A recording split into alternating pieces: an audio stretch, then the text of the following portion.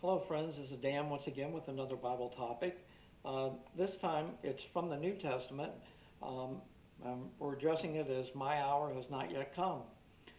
Many times in the Gospels, the people, either after a healing or a great miracle, they wanted to proclaim Jesus to the world, or they wanted to proclaim him as a Messiah. However, Jesus would tell them to be quiet, hold your peace, my hour is not yet come. Well, what did he mean by that? Well, thanks for asking. I hope to get to the bottom of it. Prophecy throughout the Old Testament is filled with precision and total accuracy. If people mock the prophecy or simply don't understand it, they will once it's fulfilled, and then they can look back. I think about King Zedekiah, who listened to his yuppie advisors and didn't listen to the prophet Jeremiah. Although he did appear to like Jeremiah, but Zedekiah always seemed to be influenced by whoever had his ear last. Zedekiah was told in a prophecy that he would die in Babylon but would not see it. Therefore, his yuppie advisors mocked the prophecy, saying, well, that prophet can't even get it straight. Which is it?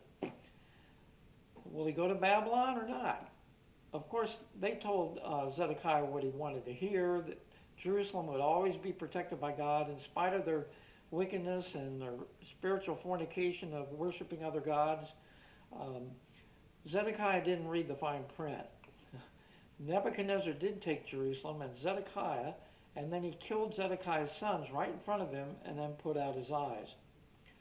He was then taken to Babylon, where he eventually did die, but he didn't see anything there.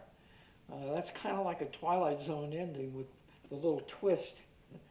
But it could have all been avoided if Zedekiah had just listened to the prophet Jeremiah, humbled himself, repented, and sought the Lord.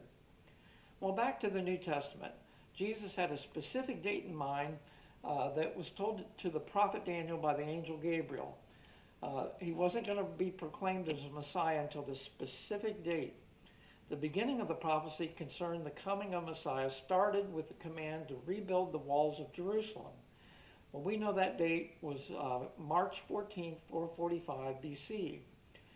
And then when you count the days that Gabriel gave for the prophecy, it comes out to what we call Palm Sunday, April 6, 32 AD.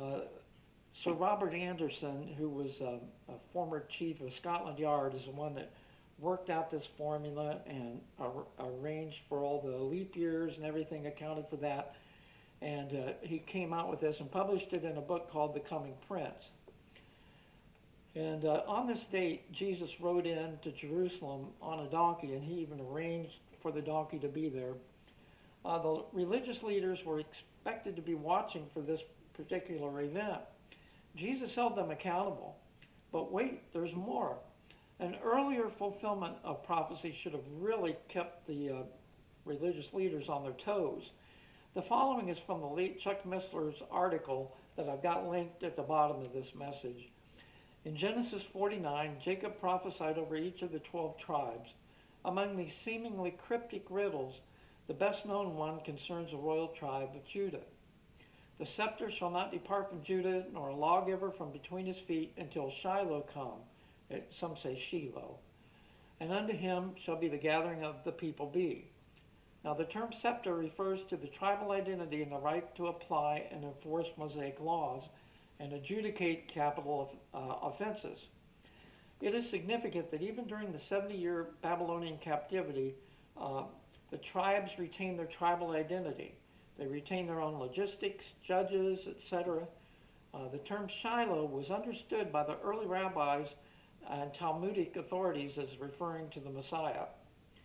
Now, a predecessor of the governor Pilate, who was Coponius, took away the Jews' right to govern themselves, including replacing the capital punishment of stoning with the Roman punishment of crucifixion. And he did this in approximately 6 or 7 AD. Many rabbis at the time mourned in sackcloth and ashes that they believed the Torah had been broken and that Messiah had not come. However, what they didn't realize was Jesus had come and was a young lad in a carpenter shop up in Nazareth. Prophecy from God is always precise and accurate. I've got links below, and may God richly bless you.